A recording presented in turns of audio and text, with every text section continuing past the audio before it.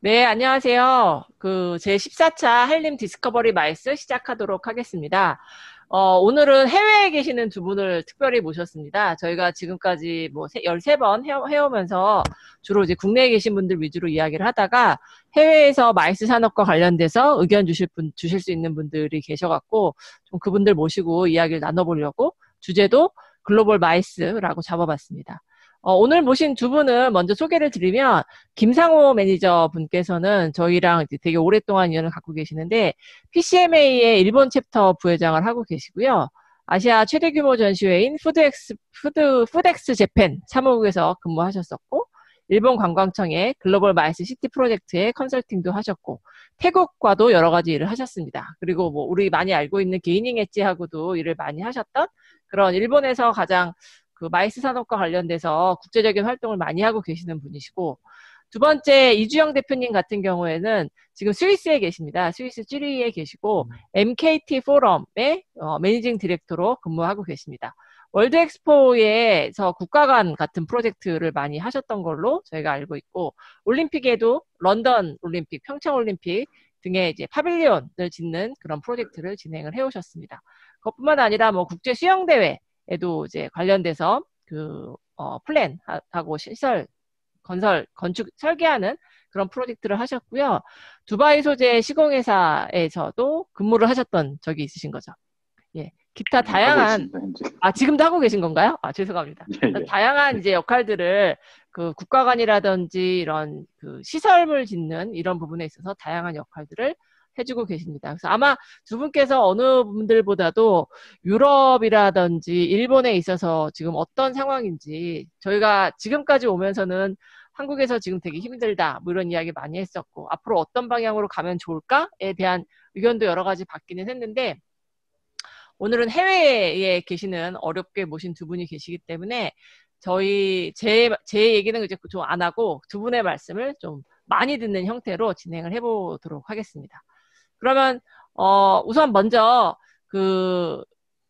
유럽하고 일본의 현재 마이스 산업에 대해서 어떻게 진행되고 있는지 현황에 대해서 이주영 대표님께서 먼저 말씀해 주실까요? 네, 안녕하세요, 교수님. 초대해 주셔서 감사하고요. 유럽, 한국이나 아시아 상황하고 크게 다르지 않았습니다.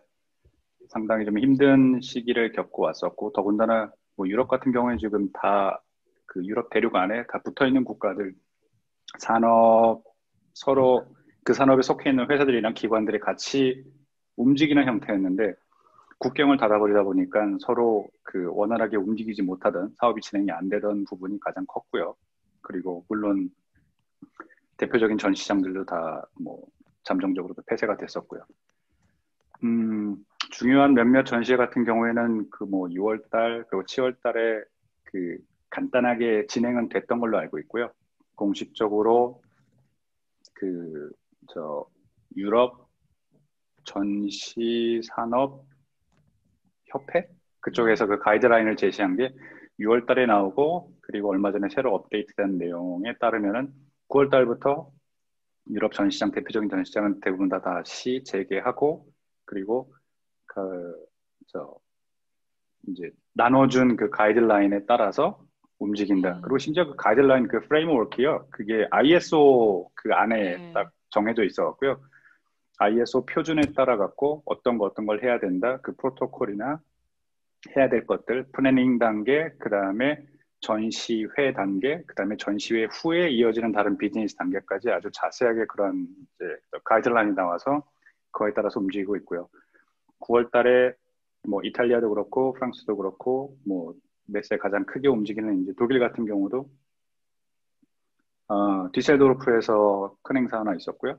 그리고 아시다시피 이파 9월 초에 베를린에서 했었고, 그리고 앞으로 많진 않지만 SNS도 있었네요, 독일. 그리고 많진 않지만 그래도 몇 개씩 조금씩 움직이고 있는 상황입니다. 네.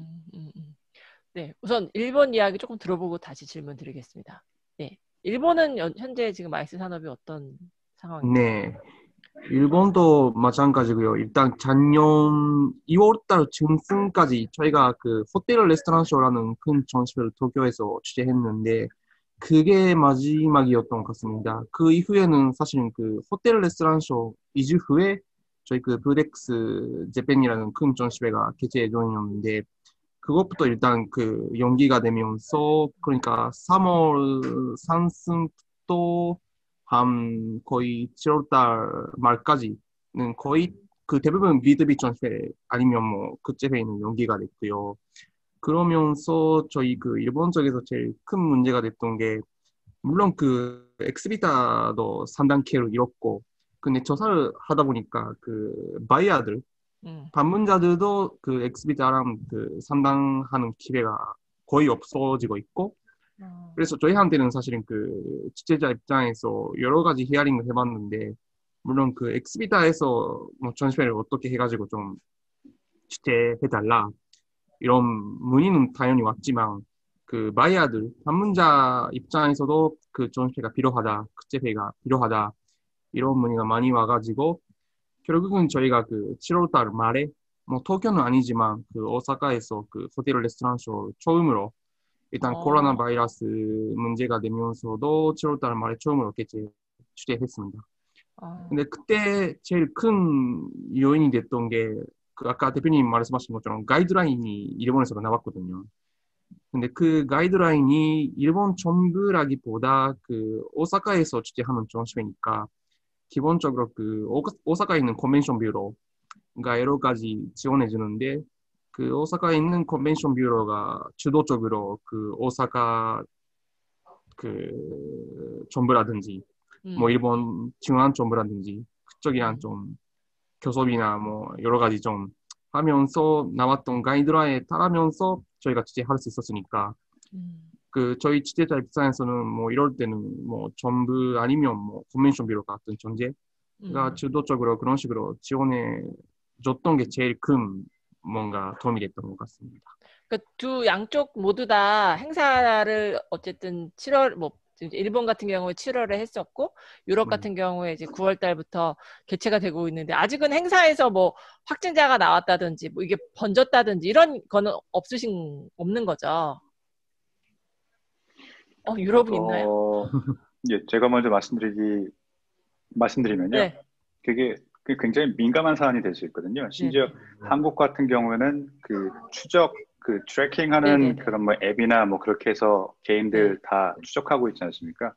이쪽도 뭐 그런 앱을 설치해서 사용하는 걸 국민들한테 권장을 하고 있는데 뭐 언론 아무도 안 해. 통해서 아시다시피 뭐 저는 하고 있습니다. 저희 가족은 하고 있고 주변에도 몇몇 하는 사람들 있긴 한데 일단 그게 개인정보보호법에 굉장히 좀 민감한 부분이라 음, 정부에서 그거를 찾는다 하더라도 외부에서 어떤 뭐 알 수가 공권력이나 다른 없군요. 기관을 통해서 음, 그걸 시행하기는 쉽지는 않을 거고요. 그 다음에 음, 이 확진자가 전시장에서 확진된 건지 그렇죠. 아니면은 밖에서 잠깐 들린 건지 네, 음, 이 닭이 먼저인지 달걀이 먼저인지와 같은 그런 문제를 이렇게 번질 수 있어 갖고요. 음, 그런 부분에서는 예, 상당히 좀 어, 조심하는 것 같고 언론에 나오지도 않고 혹시 있다 어, 하더라도 예, 그거는 좀 쉽지 않은 문제일 것 어, 같아요. 어, 대신에 뭐 조금 부연 설명드리자면은 음, 각 전시장마다 약간씩 다르긴 한데요. 지금 뒤셀도르프 전시장 같은 경우에 예를 들자면은 관람객을 일일 2만 3천 명으로 딱 제한을 했습니다. 음, 음, 2만 명인지 2만 3천 명인지 숫자는 정확하진 예, 않은데요. 예. 제가 그 정도로 딱 제약을 하루 종일 했고요. 전시 기간, 그러니까 전시회 개최되는 예, 시간 동안에 하루 종일. 예, 예, 예, 예. 음, 그렇고 그 다음에 음, 부스 면적당 그 안에서 그 오퍼레이셔널 스텝 있지 않습니까? 그러니까 네네네. 운영 요원, 네. 그 부스 주인이 되는 예, 예, 예. 사람들도 부스 면적당 몇 명만 있을 수 있다라고 모든 걸 다 음, 정해놨거든요. 음, 그렇게 된 게 처음에는 약간 좀 의아했을 수도 있고, 그리고 그 주최자 입장에서 어떻게 보면은 뭐 티켓 파워도 있고 여러 가지 마케팅적 측면에 있어서 조금 손해가 아닐까라는 생각이 들었었는데요. 음. 그 이제 전시장 측 입장으로 보면은 전시장이 공간만 판매하는 게 아니라 그 부대 시설, 뭐 식당이라든지 여러 가지 서비스도 같이 이제 판매하게 되는 이제 뭐 그런 형태로 가지 않습니까? 그렇죠. 작은 공간 안에 아무리 마스크를 하고 그런 하이진에 관련된 걸 잘 준비한다 하더라도 밀도가 높은 그러니까 한 공간에서 밀도가 높게 되면은 위험성은 더 높아지기 때문에 차라리 그 밀도를 갖다가 낮춰버리는 게 어쩌면은 좀 더 좋은 방법이 될 수 있지 않겠나. 이제 그런 측면에서 움직이게 된 것 같고요. 실제로 스위스 같은 경우에 스위스 전체 인구가 한 800만이 좀 넘습니다. 뭐 서울시 인구보다 더 적은 공간 그 인구다 보니까요. 더군다나 뭐 쥐리히나 뭐 제네바나 큰 대도시 말고 약간 주변의 소도시 같은 경우에 감염자 수가 2자리 넘지 않은 곳도 있었고요. 예, 지금은 거의 이제 소강 상태인데도 있고요. 뭐 들리는 뭐 얘기에 의하면은 코로나에 가장 뭐 이제 적합한 그런 피할 수 있는 가장 적합한 곳은 의료시설이 발달돼 있고 그다음에 인구 밀도가 적은 곳이 가장 좋은 곳이지 않겠냐 이제 뭐 그런 말도 나오긴 했었습니다. 예. 그 아까 말씀해주신 ISO에 아예 이제 이런 코로나 상황 속에 어떻게 운영해야 된다라고 딱 되어 있으면 그게 이제 유럽 전체는 그 ISO를 다 철저하게 지키는 분위기인 건가요? 전시장은 무조건 거기에 따라서 움직여야 될 거고요. 그렇지 않을 경우에 문제는 이제 그 전시장 쪽에서 모든 책임을 갖다 떠안아야 되는 그런 좀 어려움이 있겠죠. ISO 굉장히 길어갖고요. 그게 그쵸. ISO에서도 이제 여러 가지 그 카테고리가 있는데 있죠. 그 중에 이제 헬스 관련된 그런 부분인 것 같고요. 뭐 간단히 말씀을 드리면은 그 이제 마스크는 당연히 해야 되는 거고 그 다음에 이 손 세정제 그리고 뭐 손 닦는 티슈라든지 거기에 필요한 기본적인 게 항상 구비되어 있어야 되고 누구나 다 그거에 그것이 이렇게 뭐 이렇게 보관되어 있는 곳에 접근이 가능해서 뭐 필요할 때 언제든지 갖다 써야 되는 것들 그리고 유럽 같은 경우에 CCTV에 관해서 굉장히 뭐 개인정보 보호 때문에 좀 예민한데 이게 그러니까 사전 고지를 해서 이렇게 해서 혹시나 발생한 문제에 대해서 그리고 뭐 좀 뭐 추적이 필요할 경우 그 CCTV로 촬영을 하고 있다는 걸 사전에 고지를 해서 사람들한테 이제 동의를 얻는 형태로 지금 진행을 하고 있습니다. 아까 말씀해주신 것 중에 이제 개인정보보호법 때문에 사실 저희도 그렇게 생각하거든요. 저희도 지금 저희가 하고 있는 전시산업진흥회에서 하고 있는 게 전시회는 지하철보다 깨끗합니다. 오죽하면 그런 캐치프레이즈로 지금 캠페인을 하고 있는데 한국은 있었어요. 실제로 그러니까 킨텍스에서 개최됐던 전시회에서 걸린 건 아니고 확진자인데 다른 데서 걸린 사람이 전시회에 들렸다가 갔어요. 저희는 동선 체크를 하고 있기 때문에 이 사람이 킨텍스에 왔었다는 사실을 알았고 돌아갔는데 이제 추가 발생자는 전혀 생기지 않았었거든요. 그래서 사실 되게 뭐 안전의 모범이다. 전시회라는 영역이 그렇게 되어 있었다가 지금 재확산이 되면서 전시장이 다 셧다운 돼갖고 아예 행사를 못하는 상황이어서 어떻게 생각하면 그냥 약간 너무 행정 편의적이지 않나라는 생각을 하고 있어요. 한국 정부는 근데 무조건 사람 많이 모이는 건 무조건 안 돼. 이 안에서 어떻게 하는지는 모르겠고 무조건 근데 이것도 기준이 약간 백화점도 하지 말고 다 하지 말아야 되는데 기준도 좀 모호한 그런 상황인 것 같아서 좀 답답한 부분이 있는 것 같고 그 김상호 씨 같은 경우에는 아까 그러면 호텔 앤 레스토랑 쇼 같은 경우에는 문제가 없었을까요? 7월 달에? 일단은 그 전시회를 인해서는 뭐 큰 클러스터가 생기거나 그런 건 아직까지는 없었고요. 뭐 이주가 됐으니까 뭐 없는 걸로 인식됐고 일단. 근데 일본은 어떻게 해요? 일본도 마찬가지로 다 추적하나요? 네, 그럼 앱부터 일단 등록하고 또 저희도 그러니까 공간에 한 순간에 5천 명까지 들어갈 수 5천 있다. 명 현재. 네. 그게 일단 그 일반적인 규칙인데 사실은 그 한 순간에 일단 그러니까 큰 전시회로 치면 홀가 너무 크니까요. 그 한 순간에 5천 명 이상이 있다는 상황이 거의 없거든요, 사실은. 그쵸. 예, 예. 그러니까 거의 뭐 입장 제한 같은 거는 거의 없다고 저희 취재자 입장에서 보고 있고, 그건 일단 방문자들 유치는 되게 힘들어졌죠. 그러니까 알아서 저희 그냥 다 안 오는 예, 상황인가요? 예, 예. 다들 알아서. 아무래도 아직까지는 그 회사에서 뭐 전시회, 뭐 국제회의 그런 거에 참가는 뭐 반시키는 업체도 많고 음, 뭐 그랬다고 뭐 저희 지체자 입장에서는 뭐 반분자가 아예 안 온다 이런 식으로 얘기는 못 할 거고 음, 그래서 저희는 그 평소도 하는데 평소보다 더 그 사전에 매칭시키는 상담회 음, 같은 거를 예, 너무 크게 했던 것 같아요 이번에는. 음, 그러면서 그 출전업체한테는 이런 사람들은 이런 바이어들은 미리 그 사전 상담에 참가를 신청했다. 그러니까 음, 이런 사람들은 뭐 확실히 온다. 그러니까 일단 그 출전업체는 미리 출전 신청 해놨던 게 그 다행인 거고 지금부터 음, 그 캔슬 될까 말까 그런 걸로 생각하는 그 업체도 그 중에는 있으니까 어, 그런 출전업체 캔슬 반집이 해서도 뭐 약간 그런 사전 상담회 같은 거는 효과가 있었던 것 같고 그런 게 좀 약간 음. 트렌드의 하나가 되고 있어요.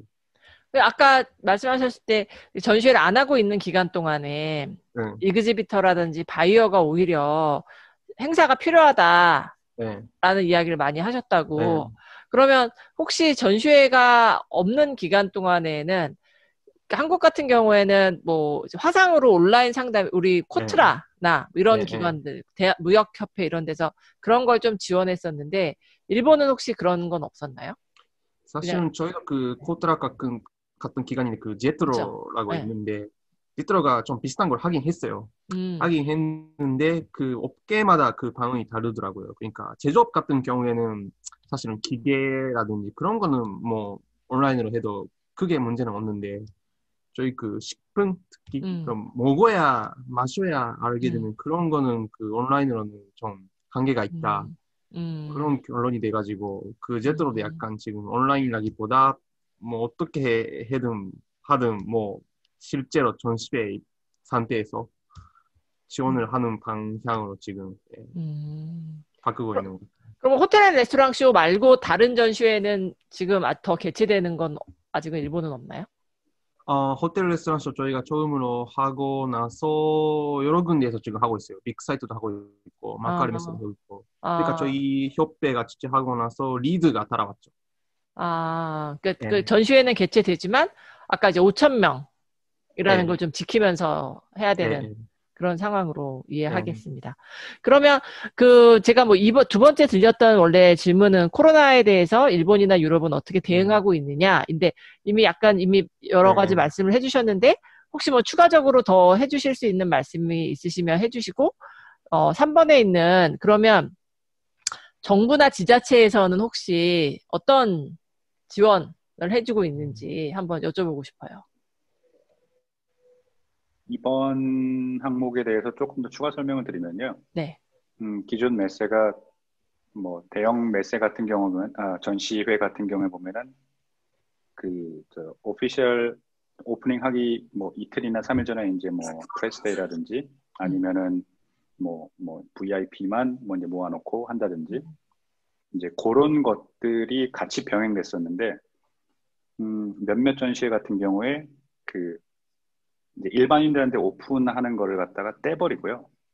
앞에 아, 실질적인 비즈니스 하는 것만 음, 이것도 어떻게 보면은 유럽에서 지금 그렇다라고 정의되지는 않았는데 요 지난 몇 개월 사이에 이렇게 진행되는 그런 상황을 보면은 그러니까 밀도가 낮추면은 그나마 감염이나 그런 거에 좀 노출이 덜하니 이게 기본적인 개인 위생을 하고 그리고 밀도를 낮춰서 비즈니스를 진행하면은 좀 더 낫지 않겠나라는 게 기본적인 방향인 것 같아요. 이건 뭐 제 음, 음, 개인적인 해석입니다.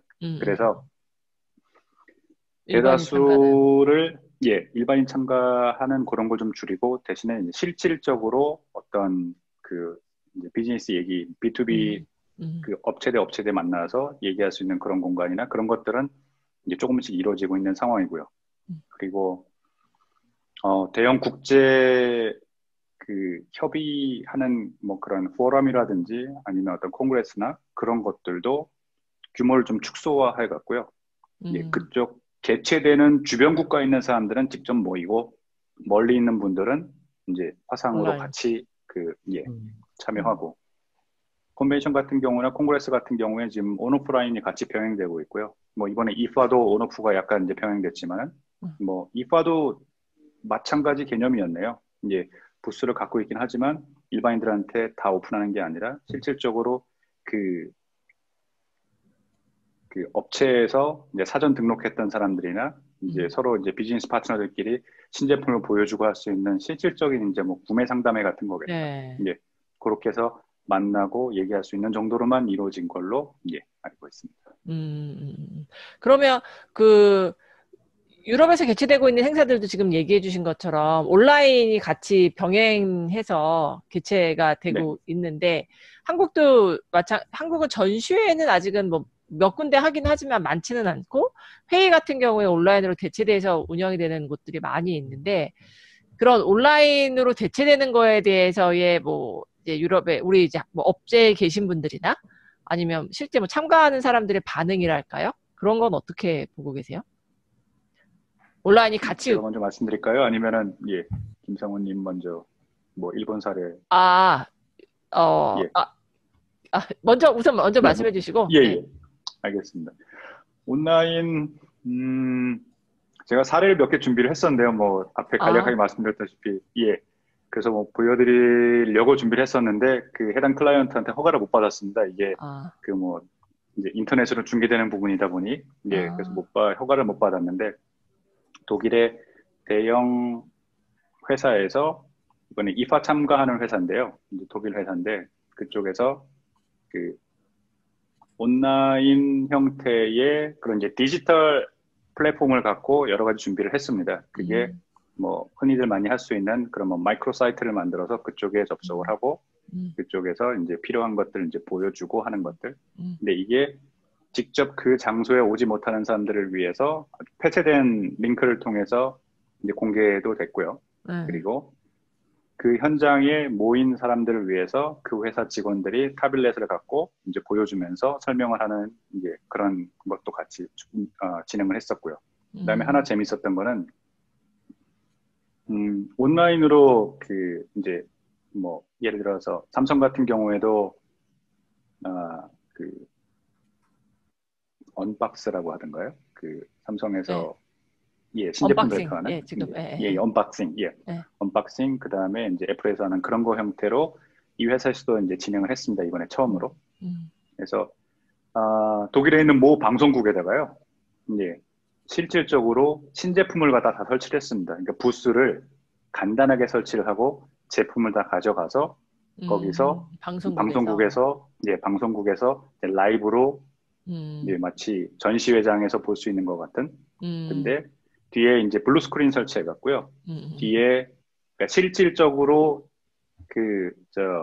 큐레이터가 나와서 제품 시연하고 보여주는 거, 그리고 뒤 배경에는 어떤 이제 설명이 나오고 그런 것들이 같이 이제 잘 어우러졌죠. 네.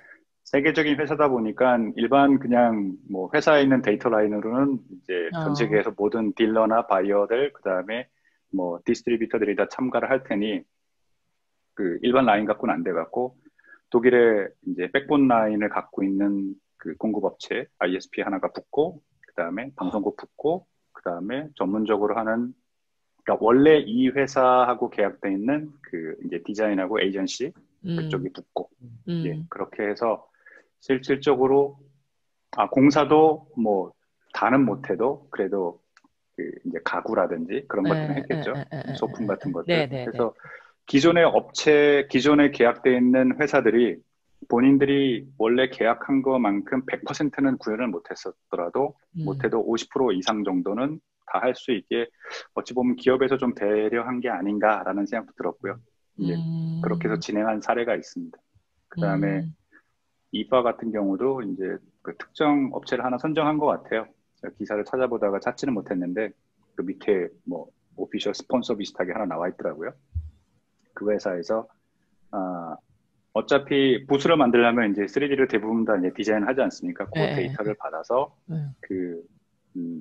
이제 3D 뭐 디지털 부스 비슷하게 만들어 놓은 것 같아요. 그래서 사람들이 보고 마우스 갖고 화면을 갖고 이렇게 움직일 수 있게끔 그렇게 진행해서 하는 것들을 꽤 본 것 같고요. 그다음에 대부분의 업체들 요즘에 뭐 소프트웨어도 좋아졌고 하드웨어도 좋아져갖고 기존의 전시 업체들이 자기네들이 하던 거를 이제 디지털 플랫폼으로 쉽게 이제 갈아타서 같이 움직이고 있는 이제 그런 상황입니다. 네. 다시 제가 아까 질문 드렸던 정부에서의 혹시 어떤 지원 제도와 관련돼서 다시 한번 질문을 드려보겠습니다. 두 분께. 우선은 김상호 씨께 일본에서 혹시 이런 코로나 상황 속에 뭐 전시가 됐던 회의 산업이 됐던 지원하기 위해서 어떤 정책을 혹시 지원하고 있는지 여쭤볼게요. 네, 일단 저희 취재자 대상으로 일본 정부에서 나오는 지원은 없고요. 예, 지금 없습니다.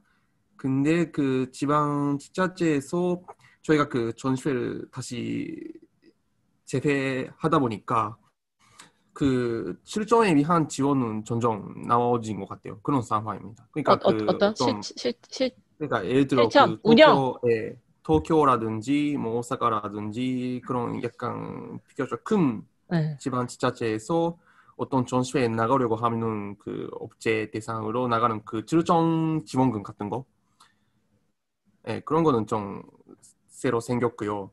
그리고 근데 요새 그러니까 전시회가 오프라인으로 개최가 되면 참가 업체가 그 돈을 쓸 수 있는데 오프라인으로 개최가 안 됐을 경우에는 돈을 쓸 수 그러니까 약간 없나요? 원래는 그런 게 있긴 있었는데 많지는 않았거든요. 그래서 지원 지자체 입장에서는 전시회가 다시 오프라인으로 개최됐으니까 그거를 이용해가지고 더 경제 활동을 시작해보라 이런 뜻으로 네네네네. 나온 것 같고요. 그리고 또 아까도 조금 말씀드렸는데 저희 취재자 입장에서 제일 컸던 거는 개최지에서 컨벤션뷰로에서 나오는 지원. 그냥 단순한 금전적인 지원이 아니라 전시회라든지 뭐 국제회의라든지 그런 것들을 좀 취재해도 되는 분위기를 좀 같이 만드는 그런 거에 대한 여러 가지 홍보 활동이라든지 같이 메디아를 좀 불러가지고 약간 프레스 컨퍼런스 같은 걸 좀 같이 하든지 그런 것들 되게 큰 도움이 됐던 것 같습니다. 그건 진짜 좋았겠네요. 물론 저희는 금전적인 거를 돈으로 지원해주면 좋긴 한데 그거보다도 사실 행사를 할 수 있는 분위기를 조성해주는 게 업체 그렇죠. 입장에서는 사실 더 힘이 될 것 같은데 그러면 그러니까 약간 일종의 뭐 캠페인이나 뭐 아까 얘기하신 프레스 같은 것들을 기자를 모으는 거라든지 그런 거를 주로 지원을 해줬나 보죠? 맞습니다. 혹시 일본도 지금 여행사가 되게 어려운 거 아닌가요? 되게 어렵죠. 여행사에 대한, 제가 국내에는 뭐 인건비, 그러니까 고용을 유지하는 사람들을 직원을 그런 고용 유지 이런 걸 하고 있지만 홍콩에 그때 이제 나오신 분 이야기 들어보니까 홍콩은 코로나 터지자마자 아예 몇 천만 원씩을 그냥 무조건 줬다고 하더라고요. 살아남아 달라고. 혹시 제가 부러웠는데 한국 입장에서 일본은 혹시 여행사들에 대한 지원 제도는 없었을까요? 일본은 거의 없어요. 일본 그러니까 없나요? 없다는 여행사도 많고요. 그러니까 큰 여행사 예를 들어 뭐 JTB라든지 HIS라든지 그쪽 대기업도 예를 들어 뭐 상여금 없이 그냥 급여만 지금 나와 있는 상황이고 근데 일이 없으니까 거기서 일하는 사람들 그냥 집에 그냥 쉬는 거죠. 집에서 그냥 휴식 상태로 지금 진행되어 있는 것 같습니다. 그러니까 의외로 일본이 지원금은 별로 없네요.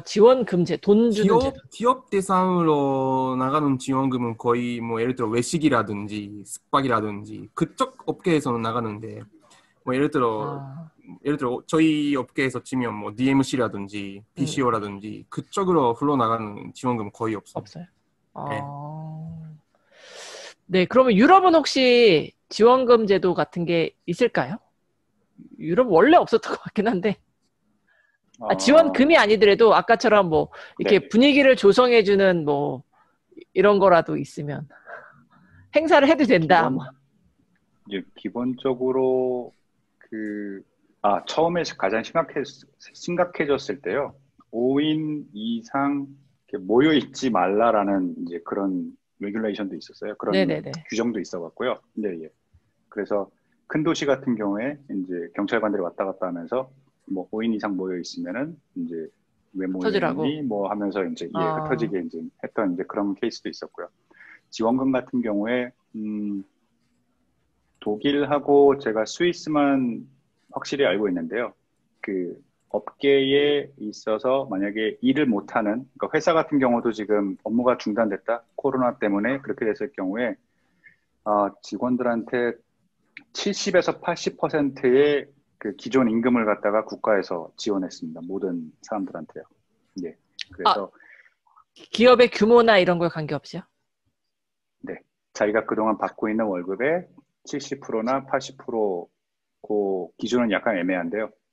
그거에 따라서 그러니까 회사 입장에서 가장 지금 힘든 부분이 이제 인건비 일이 없으니까 인건비를 그렇죠. 갖다가 그냥 해줄 수가 이게 없으니까. 어떻게 보면은 받지 못하는 상황에서 내보내기만 해야 되는 상황인데 이게 가장 근본적인 문제인데 독일하고 스위스 같은 경우에는 이제 코로나 때문에 일을 못하는 사람에게 70에서 80% 기존 월급에 그만큼을 갖다가 지원을 해줬습니다.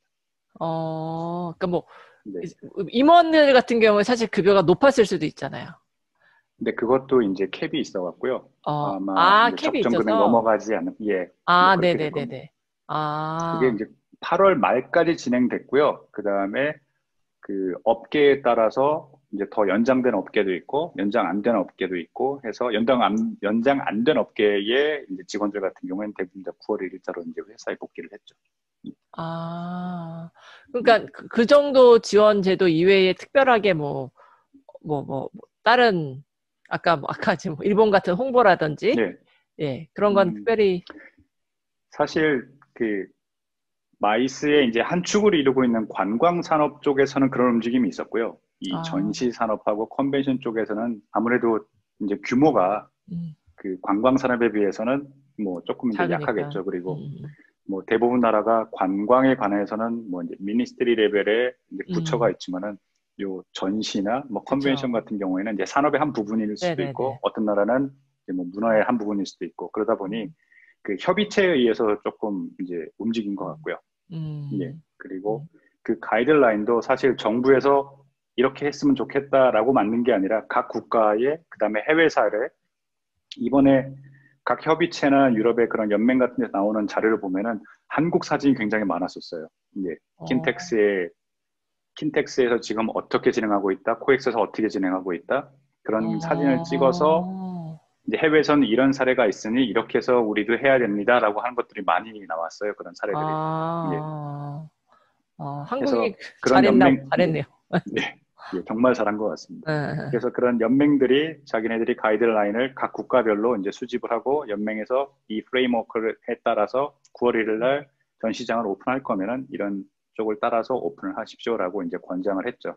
강제 조항은 유럽 특성상 그렇게 쉽진 않아 보이고요. 대신에 관광 산업 같은 경우에는 그 유럽 의회에서 필요하다면은 이만큼의 지원금을 갖다가 만들어서 그 산업에 뭐 조금 이제 그동안 손해 보거나 힘든 거를 이제 완화시켜 줄 수 있는 그런 법안들이 발의된 것까지는 알고 있고요. 지금 현재 뭐 프로세스나 이제 뭐 여러 가지 얘기를 하고 있겠죠. 워낙 힘들다 보니까 여름 휴가 기간 동안에요. 여름 휴가 전에 국경을 모두 봉쇄했었거든요. 그렇죠. 여름 휴가와 동시에 국경을 열어줬었습니다. 그랬더니만 뭐 이제 독일 꼭대기에서 스위스 지나서 이제 이탈리아 가서 휴가 보내고 이렇게 위아래로 교류 있고 왼쪽 오른쪽으로 교류 있고 하다 보니까 여름 방학 시간에 여름 휴가 시간에 이제 다시 감염률이 이제 올라가기 시작하고 여름 휴가 끝나면은 이제 관광 산업 어느 정도 좀 복구가 됐다 싶으면 회복이 됐다 싶으면은 다시 국경을 닫는단 말도 있었는데 아직까지 닫진 않았고요. 예, 뭐 그런 형태로 좀 움직이고 있습니다. 그 유럽 사람들은 그냥 그 안에서는 지금 그러니까 자유롭게 움직이긴 하는 상황이네요. 예, 그 쉥겐 조약 돼 있는 국가 안에서는 자유롭게 움직이고요. 그 중에서 그 감염률이 높고 아직까지 많이 회복세에 접어들지 않는 특정 국가 같은 경우에는 이제 쿼런틴 제도를 둬서 쉽게 왔다 갔다 하기 힘들게 일단은 해놓고 있습니다. 제가 아까 뭐 하나 여쭤보려고 그랬는데 잊어버렸네. 뭐였지? 다시 생각나면 다시 여쭤보도록 할게요. 네. 아까 지금 이주영 대표께서는 온라인 행사에 대해서 유럽에서 어떻게 개최하고 있다, 사례를 조금 이야기해 주셨는데, 김상호 씨, 일본에서도 온라인으로 행사가 개최되는 부분들이 있지 않나요? 네, 특히 그 대표님도 말씀하시다시피 그 컨퍼런스 쪽은 회의 쪽은 약간 온라인으로 바뀌는 게 있고요. 근데 그 전시회 입장에서 특히 저희 그 취재자 입장에서 온라인으로 다 바꿔버리면 그 수입이 안 나와요, 아직까지. 네. 그 수익 모델이 안 나오는 게 좀 큰 저희의 그 지금 문제가 되어 있고, 일단 온라인으로 바꿔버리면 그 내년도 내후년도 그대로 그냥 가는 가능성도 있고, 그게 그대로 좀 온라인으로 간다. 예. 당연히 그 온라인을 그 뭐라고 해야 되나? 온라인 테크놀로지를 활용하면서 더 할 수 있게 된 것도 많이 있긴 하는데, 그거에 따라 그 저희가 원래 확보하려고 했던 수입이 어떻게 실제로는 확보할 비즈니스 수 모델. 있는지라는 게 되게 아직까지 그 정답이 없어가지고, 그래서 아직까지 일본 특히 전시 쪽 관련된 취재자들은 뭐 되도록이면 그 리얼로 실제 전시회로 개최하려고 하는 그런 게 있는 것 같고요. 컨벤션 입장에서는 뭐 하긴 하는데, 그래도 아무래도 일본에서도 뭐 거의 국제회의는 뭐 연기되어 있고, 그 국내에서 개최되어 있는 국제회의는 거의 다 뭐 국제회의라기보다 뭐 국내 회의죠. 국내 회의인데 해외에서 뭐 스피커라든지 그 약간 스폰서가 온라인으로 들어가는 그런 방식으로 가는데, 그런 것도 일단 올해는 버틸 수 있지만 그 내년에는 똑같은 모델을 했을 때 그 협회가 일단 그 주체가 되는 거니까, 그 협회가 사실은 그런 그 뭐라고 해야 되지? 온라인. 국제회의라든지 뭐 국내회의라든지 뭐 그걸 하면서 협회 운영 수입이 거기서 나오는 게 너무 큰 그 확 퍼센티지가 있다 줄어드니까. 보니까 그 협회도 뭐 일단 올해는 그렇게 온라인으로 가지만 내년 내후년 어떻게 갈지 그게 제일 좀 이슈가 되어 있는 것 같아요. 한국에서는 어쨌든 뭐 올해 내년뿐만 아니라 회의는 특히나 회의는 그냥 이제 앞으로는 그냥 쭉 하이브리드로, 그러니까 오프라인으로 이게 코로나가 다 끝나도, 왜냐하면 온라인으로 해봤더니 편한 게 있는 거예요, 사람들이. 지금 이 대표님이나 김상호 씨나 다 일본에 있지만 서로 이야기하는 데 있어서 별로 불편한 게 없으니까. 그러다 보니까 이런 거에 익숙해지기 시작하면 이미 익숙해졌기 때문에 회의는 앞으로 이게 두 개가 그냥 무조건 같이 간다라고 얘기하고 있거든요. 전시회는 아직 전시 주최자 하시는 분들이 전시회는 아니다라고 얘기하시는 분들이 많으시긴 한데, 저도 조금 다른 생각을 갖고 있긴 하지만, 그래서 그런 부분들이 실제 그러면 이제 저희가 뭐 한 교수님이랑 그런 얘기는 했어요. 일본은 문화적인 특성상, 사람들의 특성상 새로운 걸로 이렇게 빨리 바꾸는 게 잘 안 싫어하잖아요. 약간 금민성도 있는 것 같아요. 그러니까 그게 또 안 되니까 아마 그런 부분에서 좀 더 어렵지 않을까라는 생각이 들기도 하고, 그런 상황이네요. 제가 아까 이주영 대표님께 여쭤보려고 했던 게 뭐였냐면 생각이 났는데, 아까 이제 강제조항이라는 게 유럽에서는 거의 불가능하다라고 했던 멘트를 하나 하신 게 있는데, 그러면 초창기에 유럽이 그 전시회 문을 닫은 게 아마 한 5월 달 정도부터 전시회를 안 열었던 것 같아요. 그러면 그 시기에 만약에 내가 5월 15일 날 행사를 하기로 했었다. 근데 지금 정부에서 이게 코비드-19 너무 힘드니까 5월 13일이나 5월 14일 날 야, 안 되겠어. 전시장 문 닫아야겠어. 이런 게 명령이 졌을 때, 이 5월 15일에 개최하려고 했던 전시회는 어떻게 됐는지, 그게 조금 강제 명령이 안 된다고 하시니까. 실제로 그 정부에서 얘기하기 전에요. 참가 업체들이 갑자기 참가를 취소하고, 그 다음에 이런 상황이 왔을 때, 그러니까 주최자 입장에서는 내가 내일 모레 주최합니다. 근데 상황이 이러하니 주최 안 하겠습니다. 했을 때 이제 그 되돌아오는 그 파도를 갖다가 막기는 쉽지가 않지 않습니까? 그래서 이러지도 저러지도 못하고 있었을 텐데 참가 업체가 일부 알아서 이제 참가를 갖다 취소하는 상황이 오고, 정부에서도 상황이 이렇다, 감염자 늘어가고 있다, 음. 뭐 전시장 문 닫겠다, 이제 이런 경우가 있어서 제 기억에 ITB 그 ITV 인터내셔널 베를린, 투어리즘 예. 예예 그게 예. 아마 저희 갑자기 아시아 온라인으로 바꿨죠. 컨택들도 예 아시아 컨택들도 그 기존에 쓰던 그 모듈러 부스를 맞아. 아시아에서 유럽으로 보내고 있는 와중에 이렇게 된 거예요. 아, 그래서 이제 뭐 중간에 막 와서 배로 도착한 거 다시 돌려보내고 막 이제 그런 좀 음. 해프닝이 좀 있었죠. 예, 예. 아니, 그 제가 왜 이런 질문을 드렸냐면, 저희가 지금 2차 재확산이 한국에서 이제 만들어지면서, 서울이나 킨텍스에 재확산이, 그러니까 전시장 셧다운이 저희가 8월 말인가? 그때 됐던 것 같아요. 그 만약에 가령 예를 들어서 8월 뭐 31일부터 전시장을 문을 닫아야겠다라는 결정이 8월 30 바로 전날 난 거예요. 근데 8월 31일 날 행사를 하기로 시작을 했어. 이게 이미 부스를 다 짓고 있었어요. 그러니까 그럴 경우 네. 우리는 이제 갑자기 공무원들이 다 와갖고 무조건 안 되니까 다 모두 다 스톱 다 나가 이렇게 됐었거든요.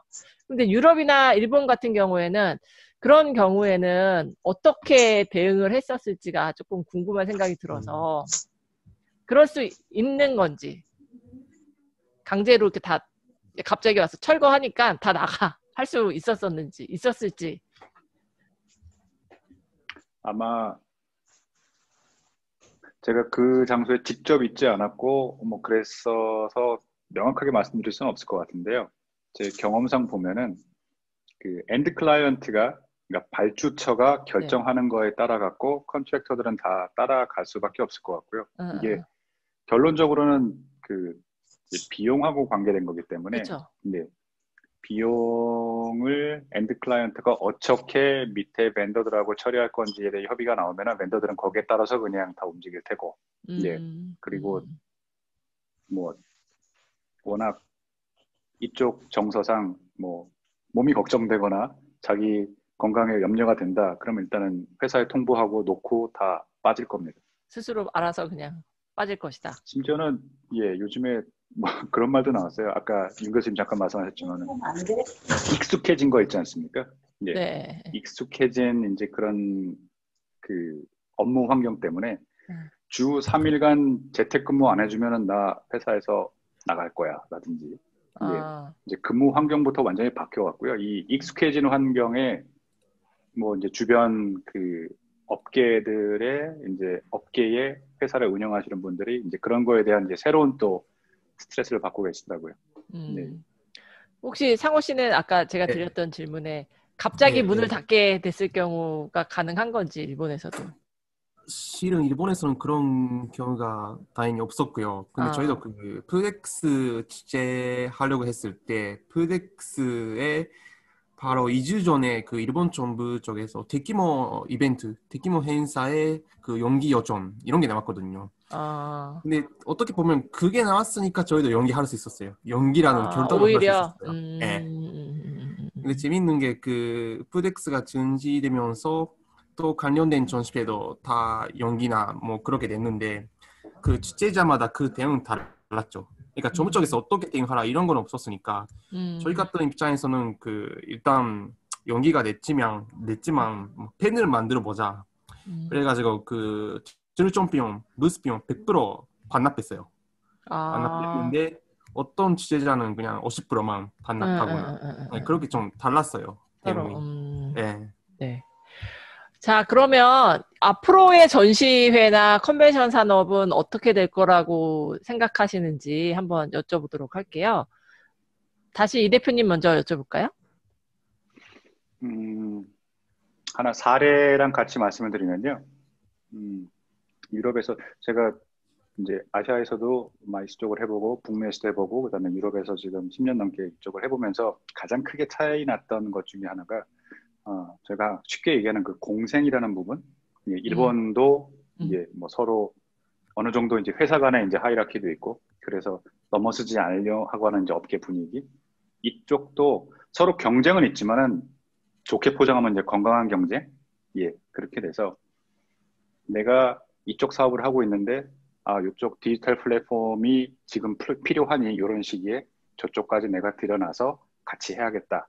우리 회사에서 다 해야겠다. 이게 아니라 같이 협력해서 우리가 이번에 이런 프로젝트가 있는데 우리가 하고자 했던 부분이 많이 축소되고 대신에 클라이언트가 이걸 뭐 디지털화해서 같이 하려고 한다. 니네가 이런 걸 잘하니 같이 해보지 않겠냐 하면은 그쪽 업체들 같이 움직이고요.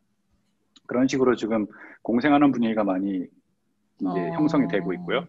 그리고 그거의 연결선상으로 실례로 지금 중국이나 한국 같은 경우 뭐 일본도 마찬가지겠지만 아시아 같은 경우에 지금 방역 체계가 잘 잡혀 있고 또 신규 감염자 수도 많이 내려가 있는 상황이라 지금 뭐 전시회 같은 경우에 다시 시작하고 하고 있잖아요. 그래서 해외 유럽의 글로벌 컴퍼니 같은 경우에 이쪽에서 지금 전시도 소규모로 하고 있지만 아시아 시장에 일반 전시가 이루어지고 있으면은 그쪽을 그냥 그대로 지금 진행을 하고 있습니다. 단 자사 직원들이 가지를 못하고 있으니 본인들이 굉장히 잘 믿을 수 있는 현지 업체를 갖다가 선정을 해서 에이전시 같이. 그쪽 사람들이 부스도 지어주고 운영도 다 하고 아침에 이제 부스 불도 켜고 그다음에 거기서 그 본사 그 클라이언트 회사 사람들을 대신해서 명함도 받고 상담도 해주고 필요하면은 그 현장에서 뭐 온라인 미팅도 주선도 하고 그런 식으로 이제 A부터 Z까지 모든 걸 다 대행하는 그런 형태로 지금 움직이고 있거든요. 그 발주처 입장에서 그렇게 결정하기가 쉽지가 않은데 이제 그것도 어떻게 보면 공생하고자 하는 그런 사회적 분위기나 이제 그동안 예를 들어서 뭐 한 업체 같은 경우에 밑에 벤더들이 이제 오랫동안 일했던 벤더들이 있을 거 아닙니까? 이런 상황에서 그 벤더들이 계속 잘 살아남아 줘야 이런 파도가 지나가고 난 다음에도 또 같이 일할 수 있으니 어느 정도는 배려할 수 있는 그런 분위기를 만들어준 것 같아요.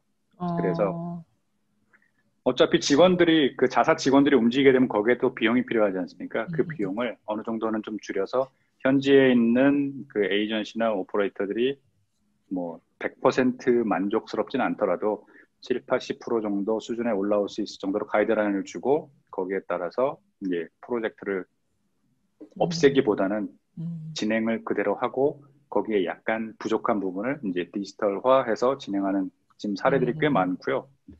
독일에서 한국, 중국으로 지금 그렇게 넘어가고 있고 그다음에 한국 그리고 아시아 쪽에서도 지금 유럽에서 움직이는 개최되고 있는 그쪽 행사들을 그런 식으로 지금 계획을 하고 있습니다. 그러면 기존에 뭐 메세 프랑크푸르트라든지 düsseldorf 같이 중국 시장에 이미 나가 있었던 그런 데들 아니면 이미 뭐 싱가포르나 이런 데서 행사를 했던 데들이 우선 아마도 발빠르게 현지에 아무래도 사무실이 있거나 할 테니까 지금 말씀하신 아시아 지역에서는 행사를 할 수 있는 게 유리할 것 같고 그러니까 지금 예를 들어주신 부분 그 업체 이런 기관들은 대부분 다 원래 기존의 아시아에서 활동을 하셨던 업체들일까요? 아니면 기관이라기보다는 이제 에이전시겠죠. 뭐 이제 부스를 만들거나 부스를 설계하거나 이제 기존에 뭐 예를 들어서 이제 A라는 회사하고 이제 B라는 회사하고 그 이제 클라이언트하고 컨트랙터 관계로 이제 계속 일을 하고 있었습니다. 서로 이제 신뢰가 많이 쌓이고 있었습니다. 근데 A라는 그 발주처에서는 직접 가지를 못하니 이제 B라는 회사한테 모든 권한을 다 주고 B라는 회사가 디자인하고 뭐 설계하고 계획 같은 거 다 하고 이제 독일 업체가 다 하고 그다음에 뭐 한국이나 중국의 그쪽 믿을 수 있는 파트너사한테 모든 실행을 다 의뢰하는 거죠. 그런 것들이 지금 많아지고 있군요.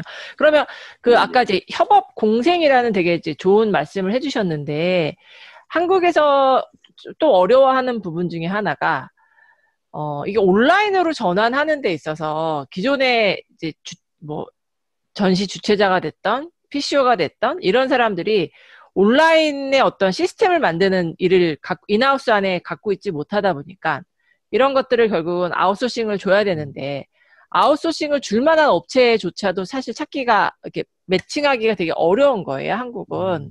그런 갈증이 되게 많다는 이야기를 많이 하고 있어. 왜냐하면 이런 IT 업체가 정말 많고 기술도 너무너무 많은데 우리는 그 분야를 잘 모르다 보니까 이걸 어떻게 저들을 우리 쪽으로 데리고 들어올까? 우리가 어떻게 저들하고 대화를 할 수 있을까? 이런 거에 대해서 되게 다들 걱정도 많고 어떻게 시작해야 될지를 모르는 경우가 많은데 독일은 그런 부분에 있어서는 그냥 어떻게 그게 딱 이루어질 수 있었던 부분, 뭐 독일이나 스위스나 다. 하나 제가 지금 진행하고 있는 프로젝트로 이제 예를 들자면은, 네.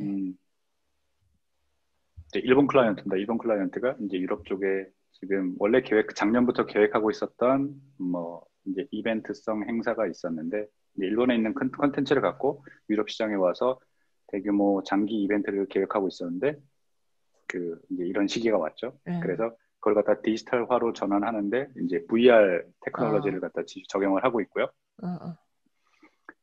일본에서는 컨텐츠만 이쪽으로 넘기고, 이쪽 현지에 있는 회사가 그 컨텐츠만 받아갖고 VR 테크놀로지에 적용하고, 아무래도 이제 전시도 마찬가지고, 그 다음에 뭐 이런 행사도 그렇고, 그 이루어지는 지역에 있는 그 해당 업체들을 쓰는 게 어떻게 보면은 뭐 원청 입장에서 봤을 때는 이제 기업 이윤이나 그런 것들이 어떻게 될지 이제 조금 좀 이제 따져봐야 되는 걱정되는 부분이긴 하지만은, 엔드 클라이언트 입장에서 봤을 때는 내가 믿을 만한 안정적이죠. 에이전시가 움직여주고, 안정적으로 움직여줄 수 있는 에이전시가 같이 움직여주고, 에이전시는 해당 행사가 벌어질 그 장소에 있는 좋은 파트너들을 다 섭외해갖고 거기서 이제 이루어지게 하는, 이게 이제 가장 어떻게 보면 그 발주처 입장에서 봤을 땐 가장 안심할 수 있는 부분이거든요. 그래서 컨텐츠만 받고 현지에 있는 뭐 VR 개발 업체 그리고 기타 등등 이제 그런 것들, 그런 회사들하고 같이 이제 움직이게 되는 형태로 진행을 하고 있는 게 있고요. 아무래도 뭐 기술이야 그런 디지털 기술 같은 거는 이제 아시아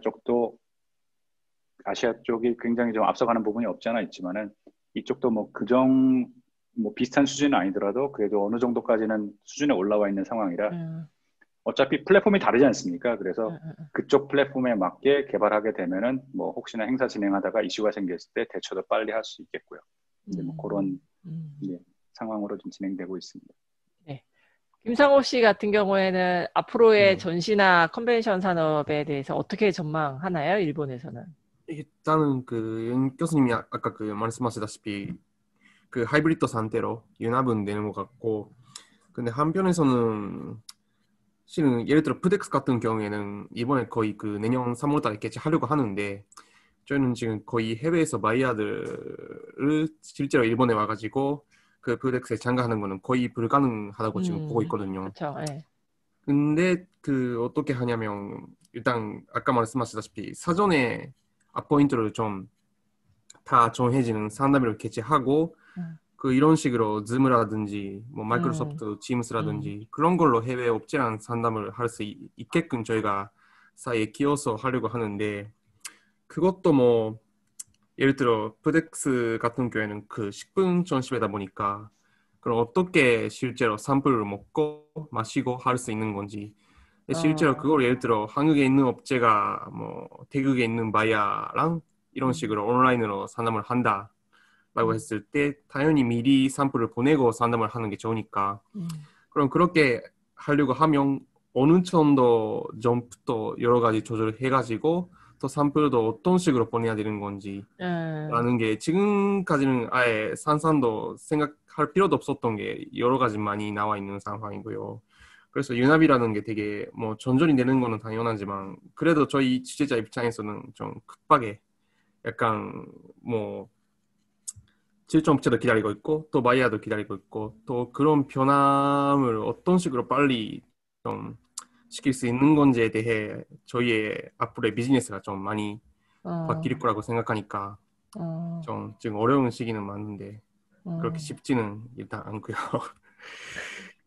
그리고 컨벤션 국제회의 같은 입장에서는 경우에는 일단 컨벤션 뷰로랑 얘기를 많이 하는데, 지금까지는 실제로 예를 들어 도쿄에 실제로 와가지고 거기서 여러 가지 교류해가지고 뭐 뭔가 새로운 게 생긴다, 그게 도쿄에서 국제회의를 주재하는 가치였는데, 그게 온라인이 되면서 그런 취재자 입장에서 봤을 때 데스티네이션을 정하는 조건이 많이 바뀌지 않을까, 어떤 조건으로 데스티네이션을 정할 수 있는 건지, 그거에 대해 반대 입장에서 봤을 때는 데스티네이션 자체가 예를 들어 미팅 할 때도 지금이랑 똑같은 그 밋페이퍼 제안서를 만들어봤자 소용이 없으니까. 그치. 응.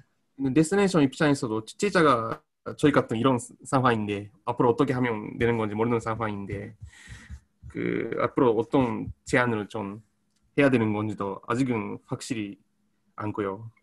그래서 좀 일단 왔다 갔다 하면서 뭔가 네, 서로 취재자 입장에서도 그렇고 서플라이어 입장에서도 그렇고 뭔가 정답을 찾고 있는 그런 시기인 것 같습니다. 아, 네. 일본은 사실 올림픽도 지금 네. 연기가 됐고, 네. 오늘도 뭐 신문에 난 것 같은데, IOC, 네. 그 올림픽 그쪽에서 스가 총리가 되면 네. 빨리 뭐 10월에 만나자 뭐 이렇게 나오는 것 같은데, 네. 뭐, 그러니까 일부러 이런 올림픽 메가 이벤트 사실 올림픽을 위해서 일본 진짜 준비를 많이 했잖아요. 네. 그랬는데 그냥 약간 너무 맥 놓고 이렇게 약간 그런 거 아닌가라는 생각이 드는데 지금 이런 코로나 상황에서 일본의 이런 컨벤션 전시 산업을 좀 타개해 봐야겠다 하는 거의 중심은 그러면 JNTO에 있나요? 아니면 사실은 JNTO도 그렇고 강간정라는 관광청? 강간정에 있긴 하는데 지금 동경 관광청? 강간정도 일본 그 강간정 그러니까 일본 한국에서 관광청. 중요한 교통 문화부인가요? 뭔가 그런 문화부. 문화교통부 미니스트리 레벨에서. 예. 강간정 일단 그런 걸 맡고 있긴 하는데 아직까지 사실 그러니까 일본에 있는 그 컨벤션 뷰러도 JNTO도 그렇고 거의 일단 데스티네이션 마케팅 자체를 못하고 있고요. 예. 그래서 거의 서플라이어들은 뭐 예를 들어 일본 PCO 협회라든지 뭐 일본에 있는 MPI라든지 예. 거의 뭐 마케팅을 한다기보다 뭐 인재 교육 쪽으로 지금 일단 디지털 교육? 얻는 돈에 인재 교육 그쪽으로 일단 얻는 돈을 지금 쓰고 있고요. 예. 그리고 그래도 예산도 뭐 그런 교육으로 돈을 쓰는 거는 저는 되게 그럼 필요하다 현재 상황에서는 그렇게 생각하긴 하는데 그러니까 반대로 그 어떻게 보면 그 교육밖에 못하는 상황이에요. 그러니까 원래 마케팅 예산으로 잡아있던 예산도 거의 전부 다 일단 교육으로. 지방 지자체에 그냥 반납했고 남아있는 게 교육할 수 있는 예산밖에 없으니까 일단 그걸 하면서 뭐 다시 마케팅 재개할 수 있는 그때를 좀 기다리고 있는 그런 느낌인 것 같아요. 이 대표님 스위스나 독일 같은 경우에는 지금 김상호 씨 이야기해주는 이런 도시나 좀 다를 것 같기도 하네요. 유럽은 지금 어쨌든 조금 서로 간에 국경을 왔다 갔다 하는 뭐 할 수는 있다고 하니까 조금 다른 상황일 것 같기는 한데 사실 한국도 되게 지금 걱정이 많거든요. 외국 사람이 못 들어온다라는 부분에 대해서. 그러면 기존에 있던 뭐 서울시, 부산시 각각의 시들이 외국인 관광객을 유치할 수 있다라는 명목 하에 지원금을 되게 많이 썼었는데 지금 외국인 0명이란 말이죠. 그러니까 이런 것들을 우리가 과연 어떻게 이 산업을 바라봐야 될 것인가? 이 산업이 실제로 도시에 주는 효과는 뭘까라는 거에 대해서 고민이 많은데 그럼 유럽에서 바라보는 컨벤션이나 전시 산업은 제가 보기에 제가 그냥 지금까지 제가 경험한 독일은 전시 산업이 도시를 먹여 살린다고 저는 생각하고 있는 사람인데 그 이제 전시 산업이 잘 안 된다라고 하면 그래서 독일은 유난히 더 무조건 이렇게 오픈하려고 더 푸시를 하는 것 같아요.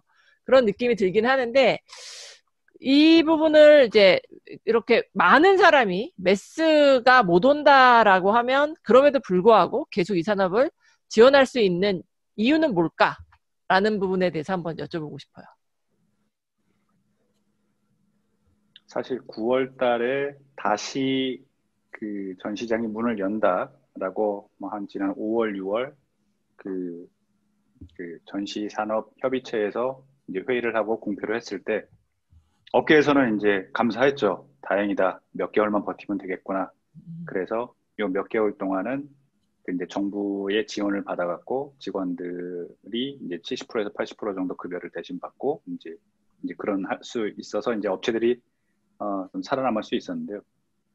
실질적으로 7월, 8월 준비를 막 하려다가 보니 문제는 미국 시장이 거의 유럽 시장하고 이제 숫자로 보면은 이제 인구수나 그렇고 이제 거의 비등비등하잖아요. 그렇죠.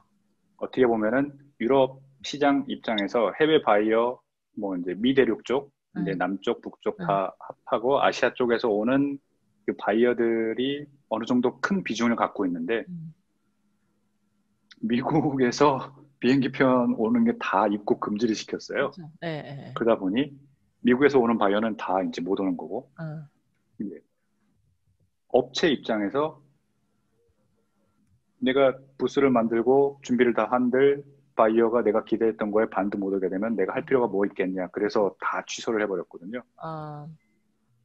산업, 그러니까 그 업계에서 처음엔 좋았다가 실질적으로 이제 문제에 직면하게 된 거예요. 예, 그래서 거의 이제 뭐 7월, 8월 지난 한 몇 달간 업계에서 말이 많았었거든요. 예. 이제 그런 상황을 지금 이제 뭐 진행하게 된 상황이고,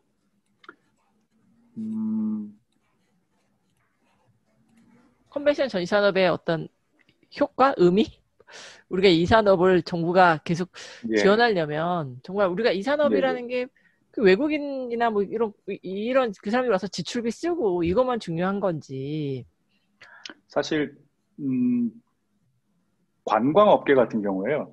제가 이제 그쪽 아시아 쪽 그 이제 관광업계에 있는 이제 지서 사업을 이쪽에서 대행을 하고 있는데 이쪽 현지 관광산업도 약간 놀란 게 사람들이 움직이질 못하니까 그 자국 관광산업이 갑자기 이게 폭발한 거예요. 네. 예전만큼은 안 되더라도 한 7, 80 지금 꽤 이름 있는 그 뭐 리조트나 호텔 프랜차이즈 같은 경우에 이제 그 occupancy ratio 뭐라고 하죠? 그 이제 숙박률? 숙박률? 네. 그게 7, 80%가 계속 유지가 되고 있어요. 그래서 업계 사람들도 굉장히 신기해하고 있거든요.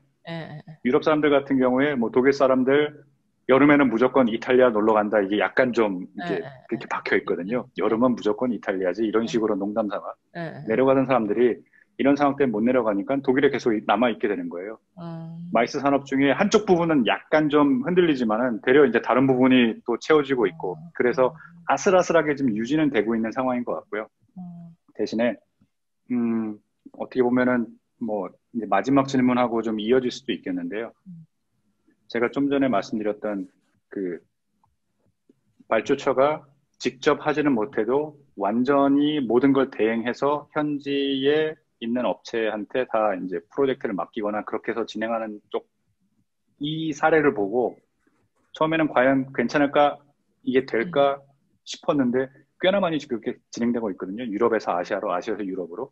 그러하다면 컨벤션도 그리고 뭐 큰 그 전시회도 아까 김성호 부회장께서 말씀하셨는데 그 이제 그 먹는 거에 관련된 그런 전시회도 어떻게 보면은 각 좀 이제 위성 그러니까 새틀라이트 형태로 어딘가 모일 수 있는 곳을 여기저기 만들어 놓으면은 실질적으로 그러니까 모일 수 있는 곳을 이제 여러 군데 만들어 놓게 되면은 사람들이 직접 와서 체험도 할 수 있을 테고 그리고 실질적으로 어차피 전시 산업 같은 경우에는 이제 특정 산업이기 때문에 전 세계가 다 이제 연결돼 있잖아요. 협의체도 따로 있고요.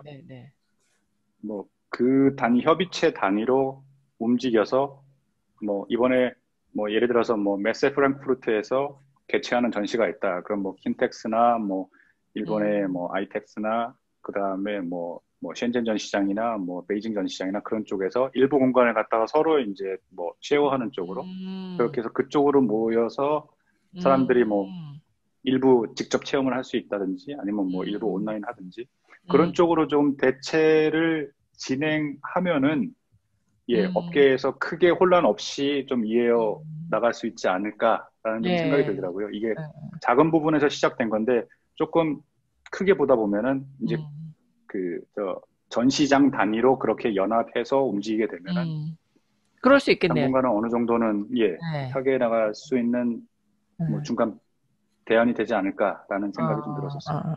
아까 하나만 이주영 대표님께 하나만 마지막 질문 하나 드리면 우리가 이제 또 뭐 이런저런 데서 읽고 뭐 자료를 보면 리쇼어링이 일어나서 이렇게 앞으로 코로나 이런 코비드 같은 상황이 이번만이 끝이 아니라 자주 더 나올 거라고 자꾸 예측을 하고 있다 보니까 이동이 결국은 힘들어지는 상황이 상당히 자주 나오게 되면 기존에는 이제 글로벌화가 돼갖고 공장을 막 세계 전역에 놨었지만 이게 지금 유통 자체가 어려워져갖고 오히려 자국으로 이제 공장이 들어오거나 이렇게 리쇼어링 된다는 얘기를 하고 있는데 그래서 전시회도 대규모가 아니라 리저널한 전시회로 조금 이렇게 더 할 가능성이 있다라는 걸 제가 본 것 같은데 혹시 그런 것들이 실제 유럽에서도 그런 생각을 하고 있는지.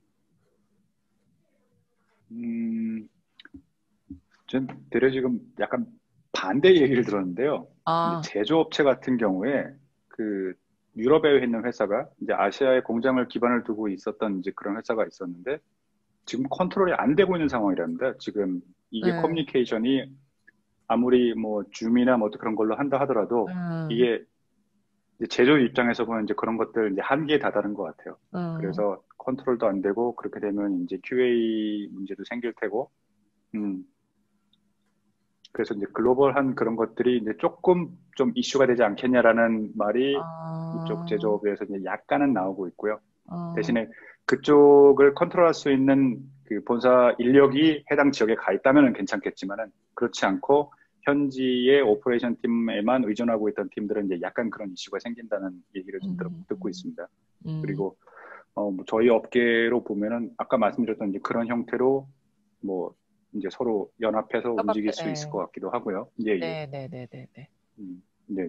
네, 가능할 것 같아요. 실제 저희 5번째인가에 나왔던 이윤경 대표님 얘기하셨던 유로믹이라는 단체에서 실제로 어떤 행사를 누군가가 딱 이렇게 추주를 했는데 해외 연사라든지 이런 게 다 여러 나라에 있는 거죠.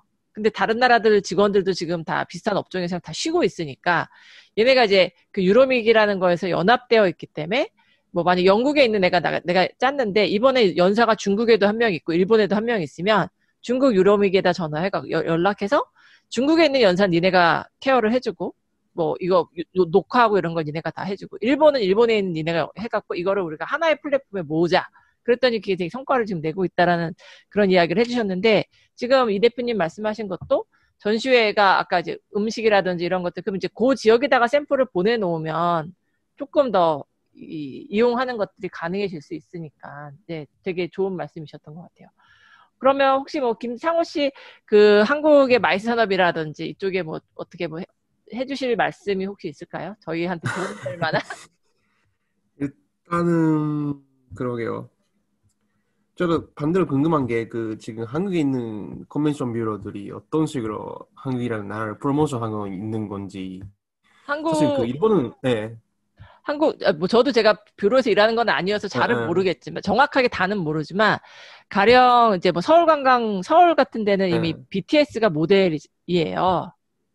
관광 모델이 이제 BTS란 말이죠. 그 BTS를 통해서 워낙에 많은 홍보를 지금 또 이번에 뭐 다이너마이트인가 뭐 빌보드 1위 해갖고 이제 BTS를 광고 모델을 쓰는 것이 되게 적절하게 움직이고 있고 또 하나는 오늘 지금 그 오픈을 했는데 그 UIA 있잖아요. UIA 라운드 테이블 행사가 원래 오프라인 개최지가 서울이었어요 이번에. 근데 이걸 다 온라인으로 바뀌면서 이제 특정 PCO가 그 행사를 하기로 이제 수주를 했는데 이게 온라인으로 바뀌니까 온라인 플랫폼을 개발을 했어야 됐어요. 제가 아까 잠깐도 말씀드렸는데 서울 이제 한국에 있는 PCO들이 온라인 플랫폼을 개발할 수 있는 여력이 있는 업체도 있고 상당히 많은 업체들은 못한단 말이에요. 스스로 개발을. 되게 어려워하는 부분인데 서울관광재단 같은 경우에는 이번에 만든 그 플랫폼을 그 오픈시켜준대요. 이 시스템 자체를. 그러니까 전체를, 그러니까 디자인적인 내용들은 조금 빼고 실제 여기에 들어가게 이제 요런 것들을 세션을 구성하는 요 프로그래밍 자체는 다 오픈 API로 다 오픈을 시켜주면 이제 업체들이 그거를 쓰면서 자기 행사에 맞게 디자인은 조금 바꿔야겠죠. 뭐 색깔을 바꾼다든지 로고를 바꾸는 건 이제 자기가 돈을 좀 들여서. 그래서 그런 것들은 되게 고마운 거라고 저는 생각하거든요. 서울관광재단이 되게 잘하고 있다라고 생각을 하고 있고 한국관광공사 같은 경우에도 기존에 이제 한국은 여러 가지 지원 제도가 되게 많았어요. 금전적인 주최자들한테 행사를 하는 데 있어서 지원 제도가 많았는데 물론 여러 가지 말이 많긴 했지만 어쨌든 지금 현재 시점에서는 과거에는 지원의 기준이 외국인 참가자가 무조건 100명 이상 있어야 됐어요. 현장에. 무조건 100명 이상 있어야 됐고 뭐 이런 조건이 있었는데 초기만 해도 그거를 지켜야 된다라고 했는데 지금 뭐 비행기도 못 들어오는 상황에 지킬 수가 없다 보니까 현재는 온라인상으로 100명이 들어온 온라인상으로도 50명인가 숫자가 좀 줄었어요. 외국인에 대한.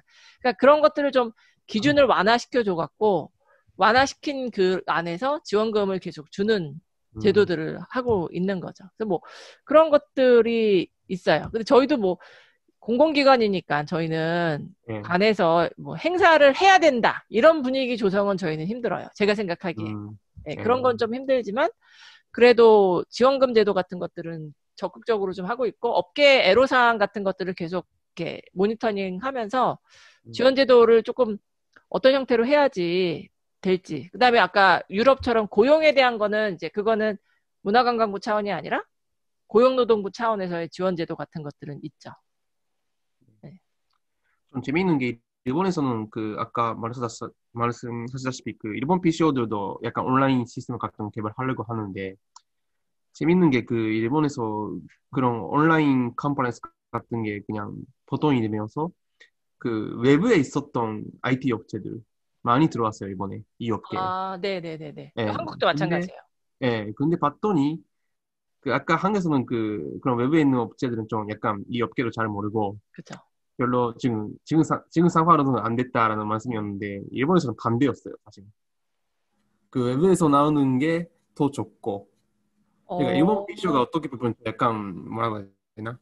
경쟁력이 떨어지는 거예요, 적인 지금? 약간 옛날 스타일로 지금까지 해왔으니까 근데 온라인 컨퍼런스를 선택하는 그 기업이라든지 단체는 약간 스타트업적인 약간 그쪽 마인드를 갖고 있는 단체가 많아가지고 그 일본 PCO라기보다 전통적인 PCO라기보다 약간 향기가 똑같은 스타트업 관련된 IT 업체가 제공하는 온라인 시스템을 좀 선호하더라고요. 그래서 좀 그게 좀 약간 재미있는 차이인 것 같아요. 그 진짜 그건 저희랑도 좀 되게 다른 분야. 예, 저희도 그런 업체들이 들어와서 만드는 데들도 있는데 좀 예, 불편해요. 써봤더니. 걔네들 우리 이 컨퍼런스의 본질이 뭔지를 잘 모르니까. 예, 네, 근데 일본은 또 저희랑 반대의 상황이네요. 예. 자, 혹시 뭐 마무리 발언으로 이주영 대표님이나 뭐 더 해주실 얘기 있으신가요? 네, 네, 황 교수님. 그러니까 이주영 대표님 네. 또 우리 컨벤션의 초미의 관심사가 내년에 과연 다보스 포럼을 온라인으로 한다고 지금 선언을 했잖아요, 그죠? 그래서 과연 네, 그게 어떻게 진행될지 어떻게 준비, 그 상황을 좀 얘기하시면 좀 좋을 것 같은데. 예.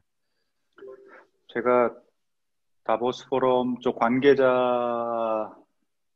관계자들은 지금 말을 굉장히 조심하고 있고요. 대신에 다보스 포럼에 이제 공사를 진행하고 있는 파트너들하고 좀 뭐 얼마 전에 만나서 진행 상황이 어떻게 될 건지 얘기를 좀 들어봤었는데요.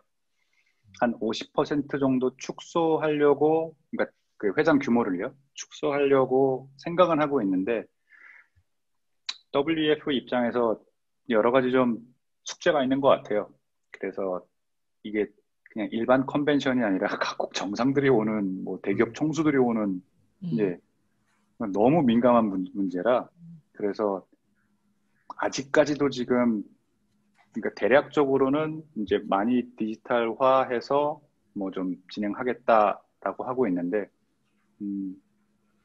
WEF 입장에서는 과연 디지털화해서 하게 되면은 다른 컨벤션하고 다보스 포럼하고 과연 이제 포지셔닝을 앞으로 어떻게 해야 되는지 이제 그런 숙제도 남아 있겠죠. 이제 실질적으로 각국 정상들이 G7이나 G12처럼 그런 각국 정상들 회담 이외에 가장 모일 수 있고 어떤 이야기가 나눌 수 있는 가장 좋은 회의인데 이제 본인들 포지셔닝 때문에 쉽게 그렇게 디지털화하는 거에 대해서 지금 조금은 좀 이제 큰 고민을 갖고 있는 것 같고요.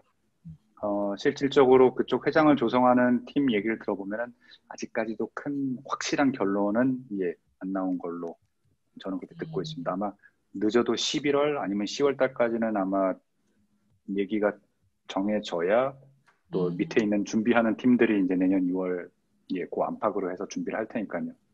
아직까지는 좀 약간은 좀 이제 완벽하게 디지털화하는 거에 대해서 좀 고민하고 있는 그런 분위기로 알고 있습니다.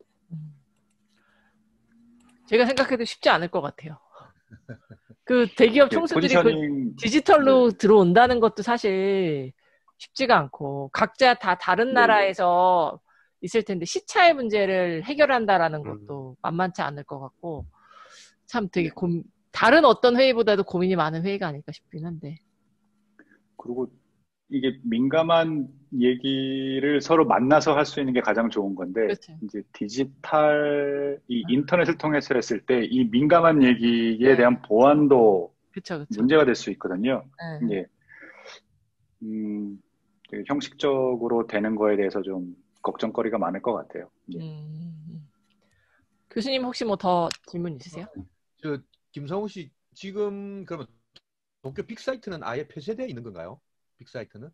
빅사이트는 사실 그 동쪽 그러니까 큰 항상 쓰는 홀은 그 올림픽 때문에 지금 못 쓰고요. 네. 근데 아, 새로 좀 설치됐던 한 10,000명 그 뭐라고 해야 되지? 홀로? 10스퀘어미터 정도의 아, 전시장 새로 지었어요. 빅사이트가. 아, 네, 지금 그래서 그쪽 그냥 주로 취재자는 전시하고 있죠. 근데 그 규모로 봤을 때는 지금 마카레미스가 제일 커지고 있죠. 아, 네, 빅사이트보다. 그럼 막걸리 메스에는 그대로 뭐 오픈이 되어 있는 거예요? 막걸리 메스. 아직까지는, 예. 근데 올림픽가 또 가까워지면서 못 쓰게 되죠. 둘 다 써요? 빅사이트도 쓰고 마커리 메시도 쓰고? 예, 마카리 메스가 그 농구 경기장인가 뭔가 그런 경기장이고. 아, 그러니까 제가 알기로는 프덱스가 내년 3월 달에 개최되면서 그 클로즈가 될 거예요. 예. 아, 그렇게 된다 이거죠? 예, 아, 이거 참. 예, 저는 네. 혹시 오늘 들어오신 분 중에 질문이 있으신 분이 계실까요? 이하승 사장 질문 한번 해보세요. 오랜만에 들어왔는데. 이하승 대표.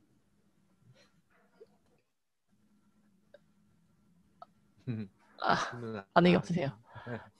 네. 그러면 오늘 뭐 더 질문은 없으신 것 같고, 시차도 있고, 뭐, 그래도 유럽이랑 되게 시차가 지금 좋아서 점심시간대라고 하시더라고요. 김상호 씨랑은 우리는 시차가 없으니까 다행이긴 한데, 오늘 유럽이랑 일본에 대한 이야기 해주셔서 너무 감사드리고요. 아무튼 빨리 코로나가 종식이 되든지, 뭐, 입국할 수 있는 기간이 단축이 되든지 해서 한번 한국에 오시면 꼭 뵙고 싶습니다. 네. 감사합니다. 이상 마치겠습니다. 네, 네, 수고했습니다. 감사합니다. 네. 수고했습니다. 네, 수고했습니다. 예, 고맙습니다. 예, 예.